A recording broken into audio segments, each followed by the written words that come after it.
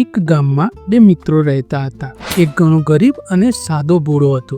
એણે ભગવાન શંકરનું તપ કર્યું અને પોતાની થોડી સંપત્તિ આપવા પ્રાર્થના કરી. શિવજીએ એને શંખ આપ્યો અને રોજ એ શંખની પૂજા કરવા કહ્યું. આ ગરીબ માણસ રોજ શંખની પૂજા કરતો. રોજ શંખ એને એક સોના મહોર આપતો.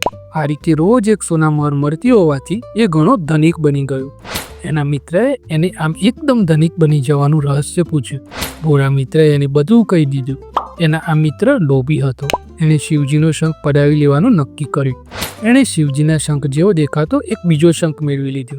એક રાતે એ તેના મિત્રના ઘરે ગયો અને શિવજીના શંખની સાથે પોતાના શંખની અદલાબદલી કરી નાખી.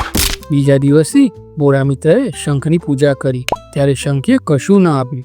એણે શિવજીને પ્રાર્થના કરી અને પૂછ્યું કે એની સાથે આવું કેમ બન્યું.